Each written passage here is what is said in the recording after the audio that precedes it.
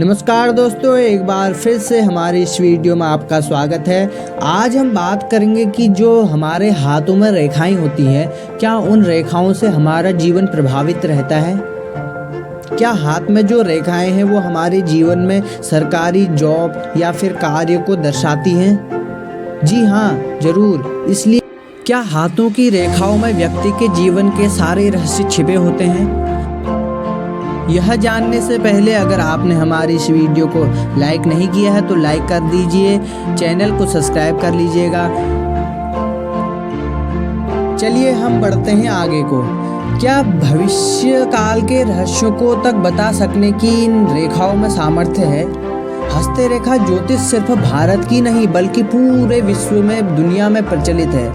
कहा जाता है कि व्यक्ति के हाथों की लकीरों से जीवन के सारे रहस्य छिपे होते हैं। हर व्यक्ति के जीवन में कोई न कोई रहस्य छुपा होता है। यह भी कहते हैं कि हाथ की रेखाएं बनती बिगड़ती रहती हैं, लेकिन कुछ रेखाएं हमेशा रहती हैं और भविष्य के बारे में काफी सही संकेत देती हैं।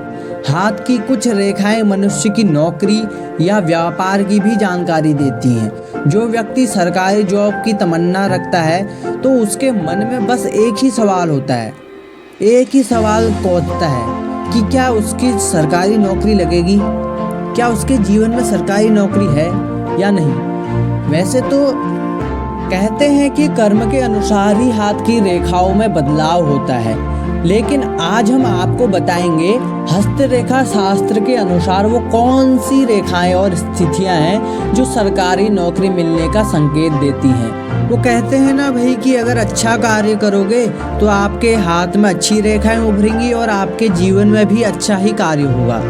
अगर आप गलत कार्य के प्रति अपने को झोंकते हैं तो आपके जीवन में भी गलत ही होगा। हस्त रेखा के अनुसार यदि आपके हाथ में सूर्य रेखा हृदय रेखा को काटते हुए मस्तिष्क रेखा तक पहुँचे तो ऐसे व्यक्ति को सरकारी नौकरी मिलने की संभावना रहती है। मतलब अगर आपके हाथ में सन लाइन अगर हृदय रेखा को काटते हुए मस्तिष्क रेखा के पास पहुंच जाती है तो आपके जीवन में नौकरी मिलने की पूर्ण संभावना रहती है। तो आप कहेंगे भाई अब हमारे हाथ में तो है ही नहीं, तो घबराने की आवश्यकता नहीं है। इसके अलावा भी जिनके हाथ में सूर्य पर्वत यानी सन माउंट उठा हुआ होता है और इस पर्वत पर बिना किसी रुकावट के सीधी रेखा बन रही होती है, सरकारी नौकरी के प्रबल योग बनते हैं। एक नियम ये था।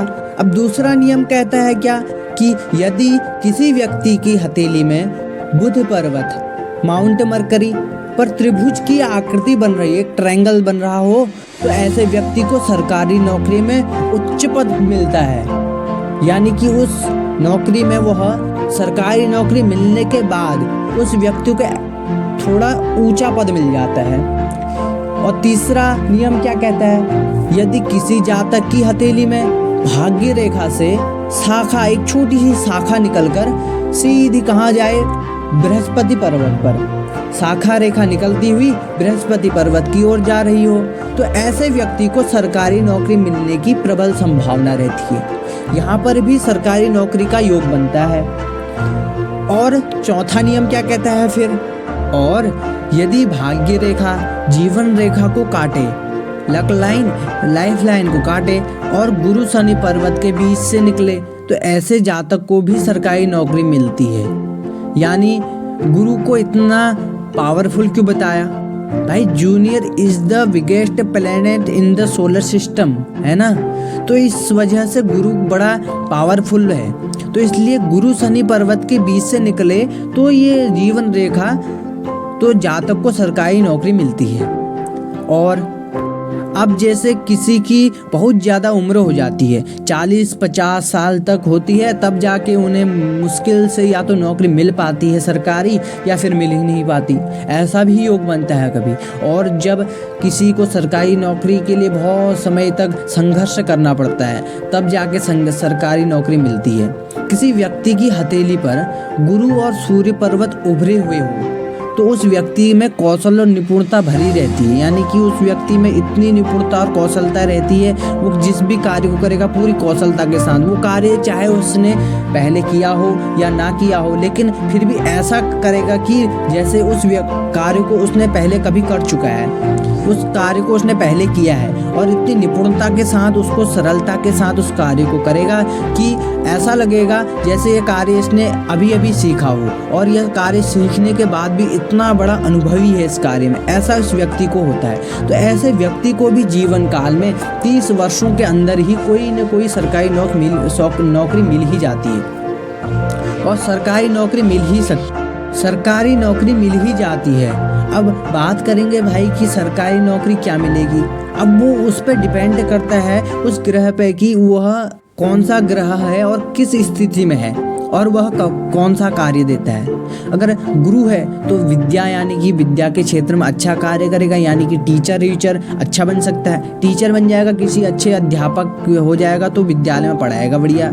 तो ऐसी ही व्यवस्था देखी जाती है। और जैसे सूर्य है, अब सूर्य जो है बहुत अच्छा ग्रह होने के कारण सूर्य को sun is the king of all the planets and the most powerful planet होने के कारण सूर्य किसी राजनीति में अच्छा पार्टनरशिप दिलवा सकता है। और जैसे किसी राजनीति दल या किसी कोई भी समूह है उसका अच्छा दल का पार्टनरशिप या उसमें जो मुख्य नेता होता है वह बना सकता है, लीडरशिप का कार्य करवा सकता है।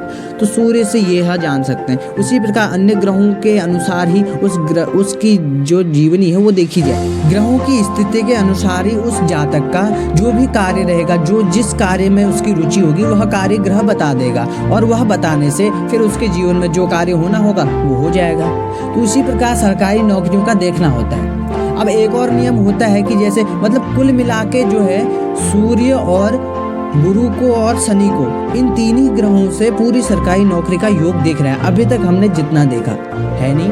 अब तो देखिए हथेली पर गुरु पर्वत और सूर्य रेखा की स्थिति अच्छी होने पर, यानी सन लाइन और जुपिटर लाइन के अच्छे होने पर तो सरकारी नौकरी लगने की पूर्ण संभावना है। वहीं हस्ते रेखा विद्या के अनुसार हथेली पर हृदय रेखा के ठीक सामने अगर त्रिशूल का चिन्ह मौजूद हो तो सरकारी नौकरी मिलने की पूर्ण संभावना और बढ़ जाती है उसमें। इस योग के साथ अगर ये योग भी हो तो इसमें संभावना और बढ़ जाती है। अब यानी कि हाथ में क्या होना चाहिए, हाथ में एक ट्राइडेंट का निशान होना चाहिए। तो उसमें जो है हमारी इसमें जो है नौकरी के योग में और ज़्यादा संभावना बढ़ जाती है। वहीं सूर्य पर्वत की स्थिति अच्छी होने पर भी सरकारी नौकरी मिलने के चांस बढ़ जाते हैं। सूर्य पर्वत जो है हमारे इंडेक्स फिंगर के नीचे होता है। वहाँ पर सूर्य पर्वत उभरा होने का अर्थ होता है सूर्य पर्वत थोड़े अच्छे आकार में आया हो, सरमाउंट थोड़ा अच्छे से प्रकार में आया हो, थोड़ा ऊंचा उस जगह पर बना हुआ हो, तब यहाँ पर जो है चांस और बढ़ जाता है। और इस स्थिति के अच्छे होने पर भी सरकारी नौकरी के योग बनते हैं, और साथ साथ व्यक्ति को जीवन में खूब मान सम्मान भी मिलता है। जीवन में मान सम्मान पाना भी बहुत आवश्यक होता है, तो जीवन में मान सम्मान भी उस व्यक्ति को मिलता है। वहीं अगर हथेली पर मौजूद गुरु पर्वत की स्थिति भी अच्छी हो, यानी जुपिटर माउंट की स्थिति भी अच्छी हो, और साथ में यानी कि जुपिटर माउंट की स्थिति अच्छी हो, तो भी सरकारी नौकरी के प्रबल योग और पक्के हो जाते हैं। अब सरकारी नौकरी किस क्षेत्र में किस प्रकार मिलेगी ये मैंने आपको वीडियो में पहले बता ही चुका हूँ। तो आप हमारे वीडियो को अगर अभी तक बने हुए हैं तो लाइक करना मत भूलना और शेयर ज़रूर करना। अगर अभी तक आपने हमारे चैनल को सब्सक्राइब नहीं किया है तो जल्दी से जाकर सब्सक्राइब बटन दबा लीजिए, बेल आइकन को भी जल्दी से दबा देना, ताकि आगे बनने वाली ऐसी ही अच्छी वीडियो आपको जल्दी मिलते रहे। और अब बात करते हैं कर्म पे। क्या कर्म भी हमारे जीवन में सरकारी नौकरी दिलाने में सहयोग करता है? क्या कर्म का भी कुछ हाथ है इस कार्य में? जरूर, इस कार्य में कर्म का बहुत बड़ा हाथ है। इतना बड़ा हाथ कि यहाँ से लेके आपके घर तक हम जैसा कर्म करेंगे वैसा कर्म का कार्य हमसे, उसका फल हमसे जुड़ते रहेगा। यानी कि हमारे जीवन में कर्मों का बहुत बड़ा सहयोग है। पिछले जन्म में हमने जो कर्म किया था उसका फल हम अभी पा रहे हैं, या हम जो कर्म कर चुके हैं वो हम धीरे धीरे भोगेंगे। आगे आने वाले भविष्य में भी जो हमारे साथ घटित होने वाला है वो पूर्व हमारे कर्मों का ही फल है। तो इसमें जन्म जन्मांतरों का बहुत बड़ा सहयोग है। अपने कर्म जो है इनसे जुड़े हुए हैं। कालिदास का नाम तो आपने सुना ही होगा। कालिदास बहुत बड़े कवि रहे। तो कालिदास एक बार एक अम्मा के घर के बाहर गए और दरवाज़ा खटखटा के बोले, हे अम्मा दरवाज़ा खोलो, मैं एक यात्री हूँ। तो अम्मा बोली, तुम यात्री हो नहीं सकते, तुम झूठ बोल रहे हो। तो अम्मा बोली, तुम यात्री नहीं हो। तो कालिदास बोले, नहीं अम्मा, मैं झूठ नहीं बोल रहा हूँ, मैं यात्री ही हूँ। तो अम्मा बोली उनसे कि भाई यात्री तो केवल संसार में दो ही हैं, एक सूर्य और दूसरा चंद्रमा, जो दिन प्रतिदिन लगातार केवल और केवल यात्रा कर रहे हैं। उनसे बड़ा यात्री कोई है नहीं। तो कालिदास बड़े अचंभित हुए और बोले, मैं अतिथि हूँ। तो अम्मा फिर बोली, तुम अतिथि भी नहीं हो सकते, क्योंकि अतिथि केवल दो हैं, एक धन और एक यौवन। तो धन और यौवन अतिथि की तरह है। अतिथि कहने का अर्थ होता है अतिथि, जिसके आने की कोई तिथि ना हो, कोई निश्चित समय ना हो, जो कभी भी आ जाए, उसे कहते हैं अतिथि। तो धन और यौवन अतिथि है जीवन का। तो फिर कालिदास बोले, मैं परदेशी हूँ। तो अम्मा बोली, आप परदेशी भी नहीं हो, फिर आप झूठ बोल रहे हैं। अम्मा बोली, परदेशी तो केवल एक है, आत्मा। और आत्मा एक बार आती है और फिर चली जाती है, और फिर दूसरे ही रूप में आती है, दूसरे शरीर में आती है। तो बोले कालिदास कि मैं क्षमावंत हूँ। तो अम्मा का जवाब भी बहुत अच्छा और सुंदर आया। तो अम्मा क्या बोली, क्षमावंत तो केवल दो हैं, एक धरती और दूसरी नारी, और तुम क्षमावंत भी नहीं हो सकते। तो कालिदास बोले, मैं गरीब हूँ। तो अम्मा बोली, आप गरीब भी नहीं हो सकते, गरीब केवल बकरी है जिसका मेमना कटने जा रहा है। बकरी गरीब है, और वह कन्या गरीब है जो अपने माता पिता के घर में रहती। जिस घर में वह रहती है उसे यह पता नहीं है कि वह घर उसका नहीं है, वह घर किसी और का है। कुछ समय बाद फिर पता चलता है कि जिसमें वो रह रही है वह घर उसका है ही नहीं। फिर कालिदास बोले, मैं हार गया हूँ।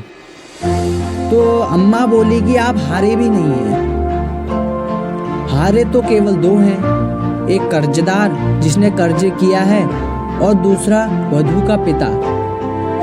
ये दो हमेशा हारे हैं।